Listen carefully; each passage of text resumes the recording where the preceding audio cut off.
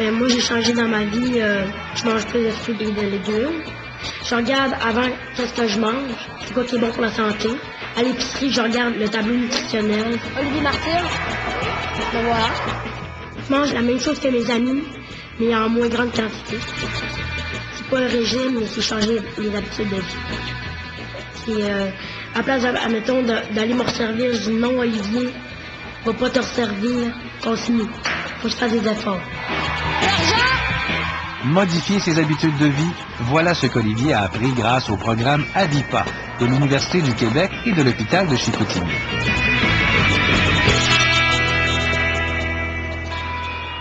Qu'est-ce qu'on a remarqué? C'est vraiment les résultats qui sont excessivement encourageants.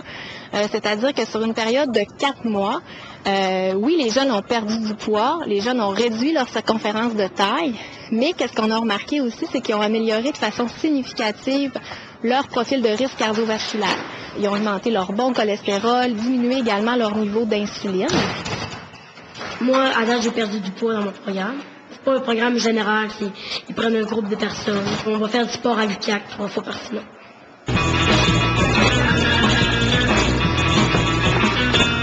À Montréal, l'Université McGill offre un programme semblable de camp d'été pour les jeunes. Avant, c'était tellement plate. Je faisais rien, je vais pas aller faire des marches. Toujours 15 minutes, je vais pas faire des marches.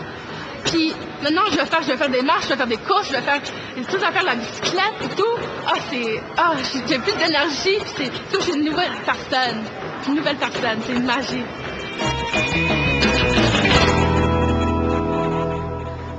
Vous savez, l'activité physique, c'est bon pour toutes les cellules de votre organisme. Il n'y a aucun médicament sur le marché qui arrive à la cheville des propriétés de l'activité physique.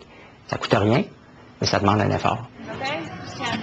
Les efforts déployés par les jeunes dans ces deux programmes donnent des résultats qui, même modestes, sont supérieurs à ceux obtenus par les régimes et les pilules miracles. Moi, je ne crois pas du tout aux diètes rapides. Surtout que souvent, ce sont des produits qui sont offerts, qui sont finalement des diurétiques ou des laxatifs. Donc, on perd de l'eau, mais on ne perd pas de la graisse. Là. Les taux de succès sont très, très faibles. Là. Même, donc, on parle souvent, on va dire, moins de 15-20% de personnes qui, après un an, ont maintenu le poids qu'ils ont perdu initialement. Pour sensibiliser les gens aux effets de la mauvaise alimentation, un lobby de médecins américains a mis en ligne cette publicité choc.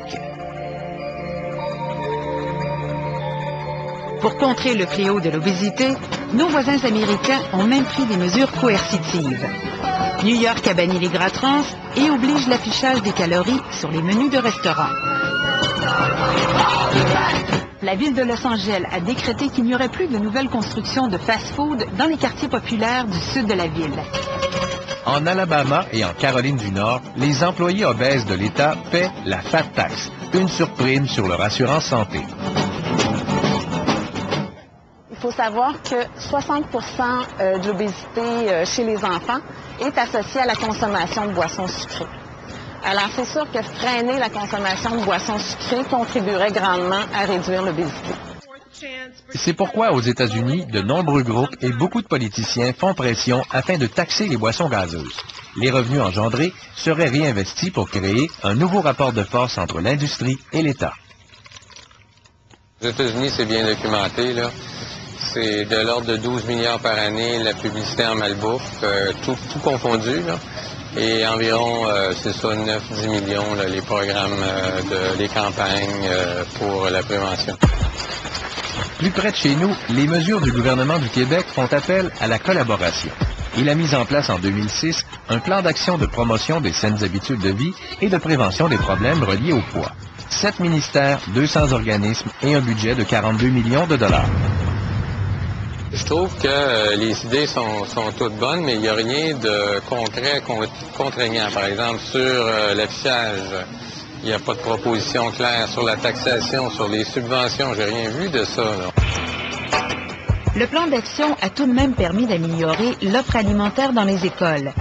Mais la compétition avec la malbouffe reste très présente dans l'environnement des élèves. Dans le reste du Canada, quelques initiatives modestes. Calgary est la seule ville au pays à interdire les gras trans utilisés dans la restauration. L'Ontario propose la loi 90, qui oblige les restaurants à afficher les calories sur leur menu. Mais l'Association canadienne des restaurateurs résiste. Ça prend un plan d'action national. Imaginez que chaque ville ou chaque province adopte ses propres règlements. Ça provoquerait un chaos incroyable.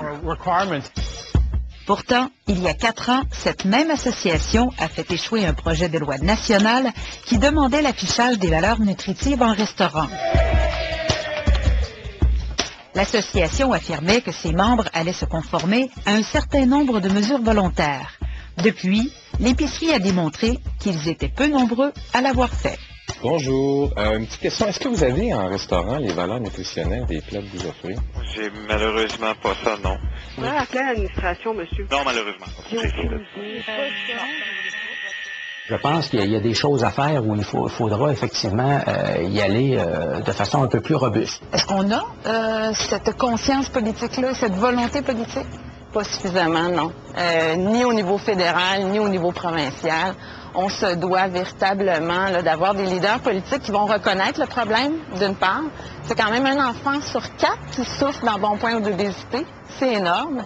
Et avec les conséquences que ça aura plus tard, alors ça exige une vision à plus long terme. Qu'est-ce qu'on est prêt à faire? Combien d'argent on est prêt à investir maintenant en prévention pour avoir des résultats plus tard, dans 15 ou 20 ans? C'est tous les décideurs de la société civile qui doivent se mettre à pied d'œuvre pour corriger des choses.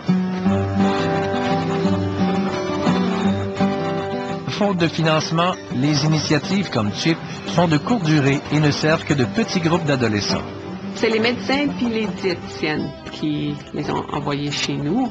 Et on n'a pas fait trop de publicité, mais on avait juste place pour 30 enfants. À Chicoutimi, le programme Avipa est aussi terminé. Le sort d'Olivier, comme celui de tant d'autres, repose maintenant sur lui. C'est sûr, j'aimerais ça que le programme continue. Ça fait qu'on s'entraînait en gang, on était une vingtaine, puis on s'encourageait mutuellement. Et là, ils nous laissent seuls, ça veut dire qu'il faut s'entraîner seul. On n'a plus rien à l'hôpital. Ils nous rencontrent des fois pour les bilans. Et à part de ça, c'est nous autres, il faut qu'ils disent, bon, aujourd'hui, moi, je vais m'entraîner. J'ai personne qui me pousse, et c'est moi.